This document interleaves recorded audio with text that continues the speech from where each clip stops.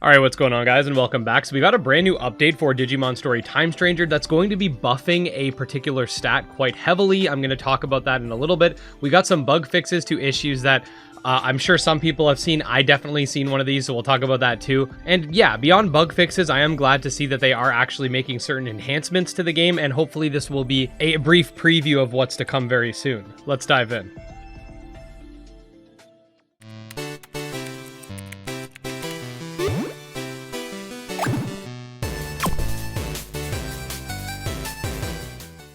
Alright, as you guys can see, I am on the Steam page showcasing the latest patch that released a couple of days ago as of the time of this video going live.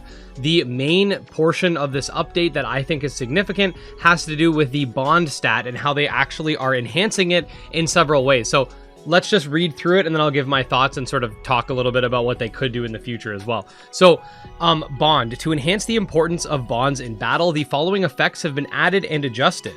Increased the activation rate of extra strikes based on bond beyond previous values. Yes, they've actually increased this rate.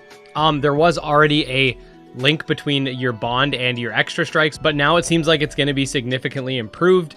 They added a brand new effect. Higher bond increases your crit rate, so that's going to help with anyone doing like crit builds.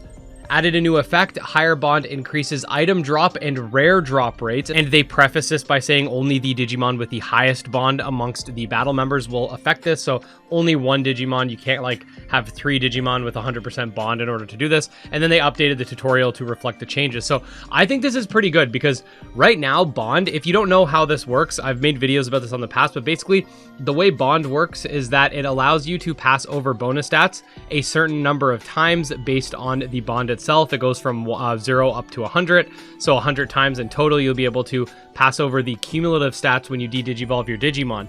But beyond that, and beyond the slight activation rate for extra strikes, there wasn't really much to it. So I'm glad that they are adding these new effects to bond, because this is something that'll scale with the late game. There are also personality skills, which I do have a personality skills video in the works, so stay tuned for that, that actually scale along with your bond as well. So this is just going to add a bunch of new effects to strengthen your team. And the nice thing about this update is it doesn't require any sort of like respecking. Like, how many times does a game come out and then they completely change a mechanic and now you have to like respec everything? No, just you probably have high bond on your mons anyway. Now they're going to be more jacked. That's nice to see. So in terms of bug fixes, I'm not going to like sit here and read through every single one, but there is a pretty significant one.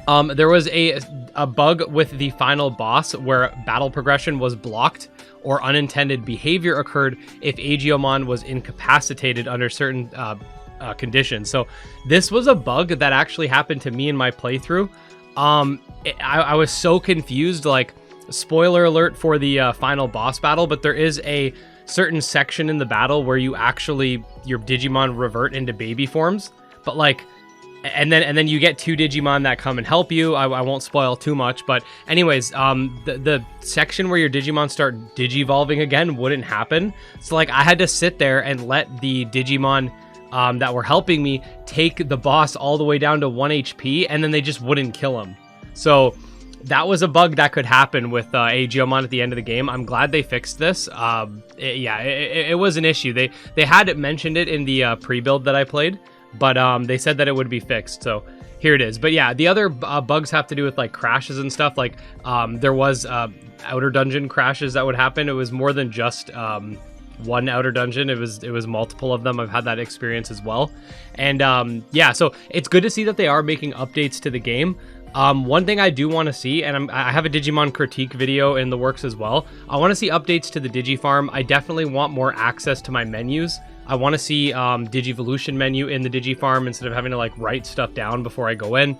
I would like to see some of the Digifarm items actually do something, even if just a small thing. Like the pre-order bonus and the Ultimate Edition bonus came with a toilet and a statue. Like, it would have been nice if they actually did something. And I want to see updates to like other mechanics of the game. Like, give us a way to increase the scan rate, because in Cyber Sleuth there were items you could get that would actually let you increase the scan rate per Digimon battle. It doesn't seem like Time Stranger has that, so that's another thing I'd like to see, but I'll save all that for a future video. But yeah, this is a pretty significant update if you're about to head into Mega Plus difficulty.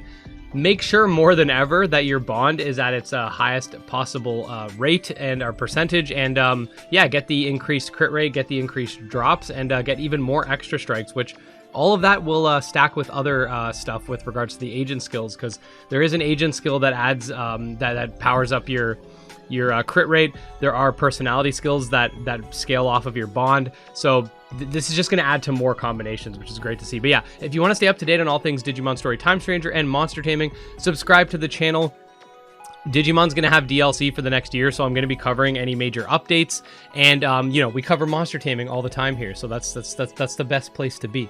Special thanks to our supporters, especially Candy Morency, Tragsoft, Valorware, Nemo, and Wrathful Beast, and we'll see you in the next one. Peace.